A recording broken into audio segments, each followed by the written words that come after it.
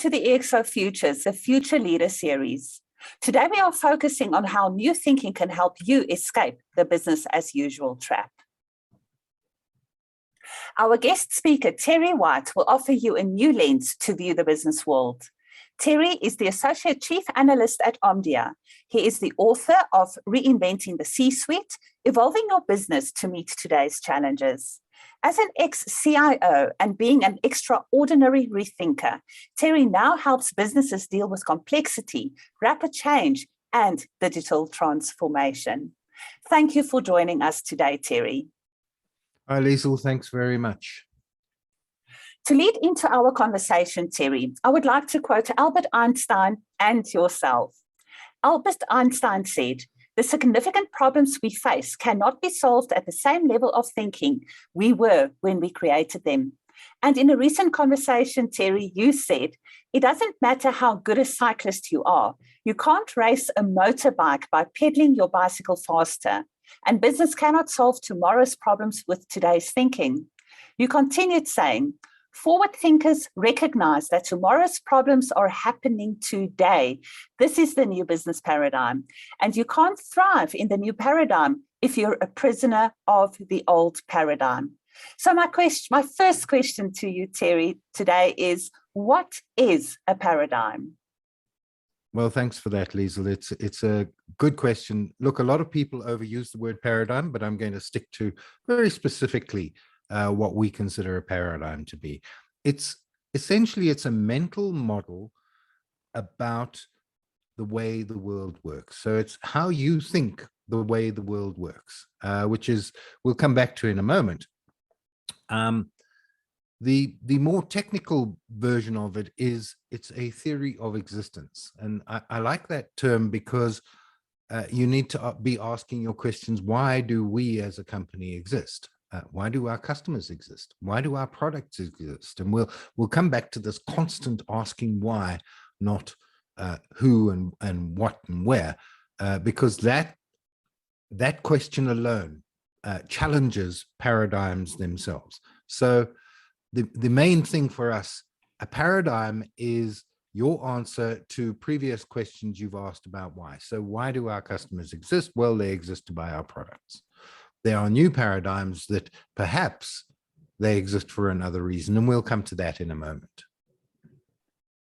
Now, with that definition in mind, and my earlier quotations from you specifically, Terry, tell us then, why are paradigms important? Okay, so if we take a paradigm as a mental model, the way you see the world, it influences and drives your individual behavior. Now, an organization is made up of individuals, but organizational paradigms also drive why they exist, their business model, who their customers are, who their operations, how their operations work. So paradigms are only important if your existing paradigm, your organizational personal one, if your existing paradigm no longer fits the way the world works. So your mental model of the way the world works no longer fits the way the world is actually working. So then it becomes important to re-examine your paradigm.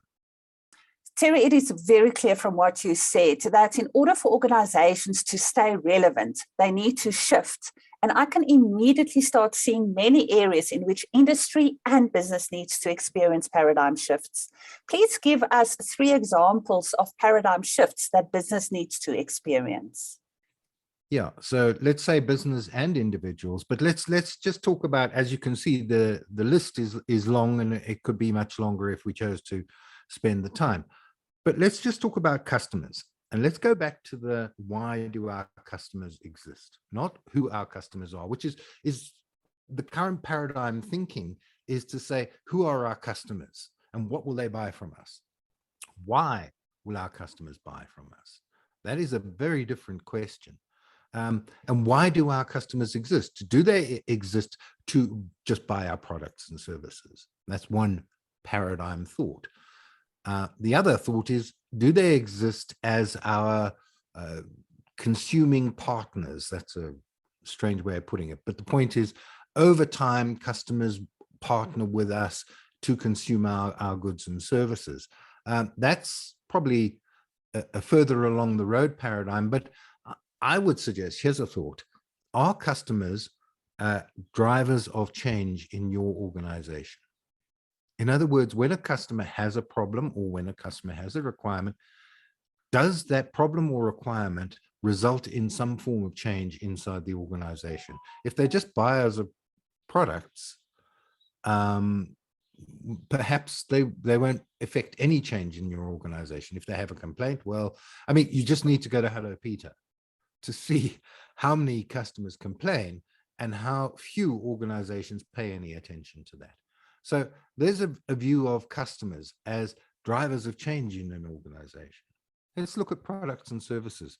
Chap called Jeff Booth, who wrote a book called The Price of Tomorrow, said this, yeah. He said, in the near future, if you're not a technology-based company, you're likely not to be a company at all. Now, Liezel, remind me to come back to this. I want to talk about cement, because cement is about as physical a product as you can get. So there are three types of digital products, and let's call them, they're all products. So the first is the purely digital product, and the software is purely digital. Games, applications, data is the digital product. So if you have a purely digital product, you can sell it purely online. Things like cloud services, they're purely digital products. So you can sell them online. You need to do very little in terms of logistics. Then you get digitally enhanced products. Motor cars are the classic example, of course. But you also get, for instance, TVs, smart TVs. I think the classic digitally enhanced product, of course, is your smartphone. You've got a smartphone is more than a phone. It's a torch, it's a spotlight, it's a calculator, it's a camera, it's a guitar tuner. In fact, most of the it's interesting to see most smartphone adverts that I'm hearing these days don't focus on the phone at all. They focus on the camera. Yes. So, and that paradigm of a digitally enhanced phone has changed completely the camera industry. I mean, that's fairly obvious. So you can have digitally enhanced products, but you can also have, and let's come back to the cement, digitally wrapped products. I think the best example of this is Checkers 6060, where on any online buying it's a physical product. There are physical logistics to get it to you, but they have wrapped that product in a whole digital experience. Yes. And there's operations and processes and all that physical stuff. But as far as the customer is concerned, they go online, they hit the button, and the product gets delivered to them instantly, not instantly, in 60 minutes in some instances. So that's a digitally wrapped product. Let's come back to cement. So I've had somebody ask me, they've said, you know, cement, bricks, how can you digitally wrap that? And well, it's actually quite easy. Other than online buying and online logistics, so getting bricks delivered online on time on the basis that you're looking for, rather than making phone calls, etc., etc. So already you're starting to digitally wrap. But what if, for instance, you're targeting the do-it-yourself business? You can digitally wrap your cement and bricks by having an advice videos and columns and advisory around that product. So say your product is ABC Cement, people go to ABC website to see how to build their wall. Guess what product they're going to buy? The digitally wrapped one, because you've already wrapped it in a whole bunch of advice, etc. So that's digitally wrapping. So I would argue then that just about every product, if not every product, can be digitally wrapped or have a digital component in some form or another. 100%. And that brings the examples of where your digital twin comes into play as an example to training content around your physical product. is also very excellent examples. And you just explained how I made the decision about buying my lawnmower. I went and watched YouTube videos, and Ryobi had the best YouTube videos on how to use their product, and I ended up buying their product. Very good examples. There you go. So here's the paradigm shift. Every product is has a digital component. Yes. And if you've got products that don't have a digital component, you may not have those products for very much longer, because others are going to beat you to the game. 100%. And then possibly the final one that we need to look at, and it's a fairly small thing, is the concept of ecosystems. You can still see value chain mapping and value chains but they're all inside the organization. So the value chain says we have our marketing, we have our sales, we have our operations, we have our logistics, etc. And that's the value chain, and they're all supported by HR and finance and IT. That is your value chain. Porter's value chain, very famous model in the world. But are you talking about a value net now? In other words, an ecosystem. So you have a net rather than a chain. In other words, one thing doesn't flow to the next, to the next, to the next inside your organization. So the paradigm shift in ecosystems is your marketing is done somewhere by someone, and possibly not even contracted by you to do that. And here's a good example. You can crowdsource your marketing, or alternatively, as I'm going to do, I'm going to talk about Airbnb. Airbnb, I'm marketing for them. I'm part of Airbnb's system because I'm going to talk about them. So a value chain says, and here's a good example, hotel chains say we have to own all our properties, we have to provide all the staff, all the rooms, and all the servicing of those properties. Airbnb comes along and says, we don't own any properties, we don't own any staff, we don't do any of the servicing. All we do is enable individuals, and or most Airbnbs are in fact small B&Bs, or even hotels are part of Airbnb now. We don't own as Airbnb any of that stuff, but we enable easy, quick, and also cost effective accommodation to happen out there in the world. So that's an example of an ecosystem, ecosystem thinking, which says we don't have to be we don't have to control everything. And by the way, in an ecosystem, there is no central control. So there's no command and control. There's influence, yes, and there's orchestration, yes. But in an ecosystem, you have a network of service providers, of value providers in that environment. So if you're thinking that our company is a well-oiled machine that delivers from end to end, you're probably thinking in the wrong paradigm at the moment. Terry, you are making it sound very simple. And if it is so simple, why don't people make the change to the new paradigm? Yeah, I wish it was simple, gosh.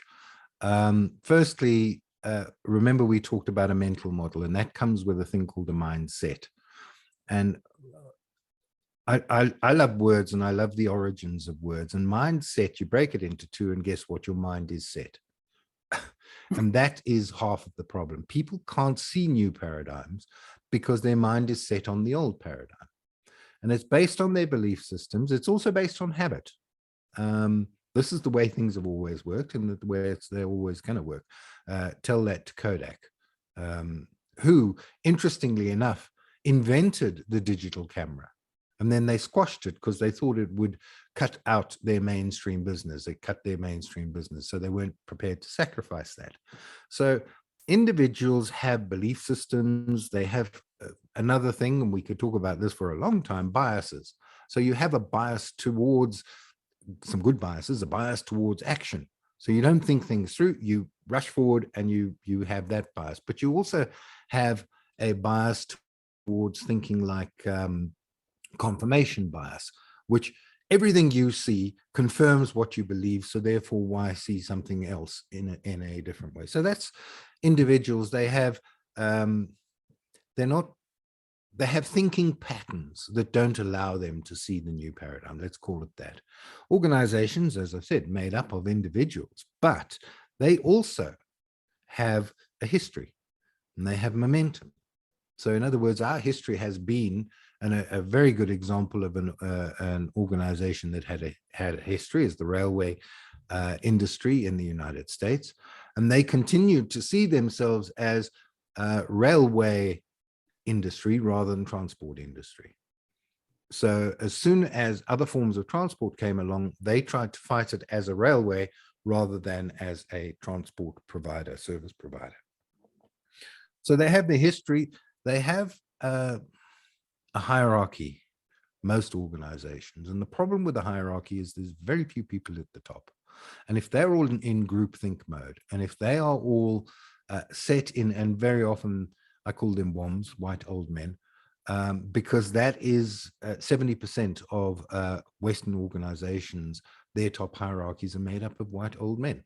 And old is the problem. White means that they have certain biases, and men means they have other biases and other ways of approaching the world. So organizations having hierarchies, you can have the best ideas lower down in the organization. You ain't ever going to get those to change. So your organizational paradigm is set by the top of that hierarchy. And then, of course, organizations have metaphors. And what is a metaphor? An organization sees themselves as a machine, a well-oiled machine. Things go in one end, they come out the other end. It's entirely predictable, and turn some screws, place some oil, and you can make that machine work better. So some organizations have that metaphor for themselves, the way they see themselves. Some organizations see themselves as armies, pure command and control. But other organizations see themselves as organic entities, things that grow, things that change, things that evolve. Some organizations see themselves as brains. So a good example is Google. It sees itself as a brain, not as a machine. And those are important things because they're the metaphors that control the way you see paradigms. So it isn't simple at all, because there's a whole bunch of previous thinking that doesn't allow you to make the change. So new ideas and revenues are, guess what, limited by normal thinking, because that is the way we think and the way we have always thought.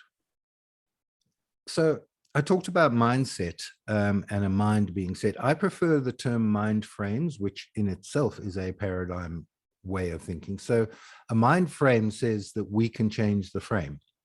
So a lot of people have a mindset, this is the way things are. People who are saying, I can think two different ideas at the same time and hold them both to be true. Those are the people who are likely to succeed. So the present paradigm is true, but so is the future paradigm that I'm seeing. So I prefer to call them mind frames. There's also people who are ignoring the evidence. And I talked about Kodak before. And if the evidence is conflicting with your paradigm, then maybe you'd better be thinking about a new paradigm. So that's evidence and anomalies as well. So things happen that you can't understand why, because that's not the way things should have happened. Perhaps it's time to do some thinking about new paradigms. Now, if you're thinking about new paradigms, and you saw the list of paradigm shifts that we've envisaged, Liezel, but if you're thinking about it and you can't, and you come up and you say, yeah, here's a new paradigm for how our organization can work. If you can't convince anybody, then that's just thinking. So you have to be able to provide a visualization of your new paradigm thinking. You have to be able to explore the consequences of pursuing the existing paradigm versus changing to a new form of paradigm. And by the way, paradigm isn't a singular word. So a paradigm, you can have multiple elements of a paradigm and only change a few of them. So that's some of the thinking that you need to do. But I think ultimately this whole idea of new ideas and revenues can only be generated by action. So unless something happens, you know, I know a lot of people who are so good at planning, but useless at execution. So unless you have some form of action, all of this is a waste of time. Terry, thank you very much for the perspective and insight you provided us with on how new thinking can help you escape the business as usual trap. We hope you enjoyed this session with Terry as we did. So please do contact me, Liezel van Rooyen, if you would like to learn more on how your organization can experience a paradigm shift and if you are interested in similar topics. My email address is Liezel, Liezel, at ExoFutures.Africa, or complete our Contact Us form at https://bit.ly/ExoFutures contact me, and we will be in touch. We wish you extraordinary success.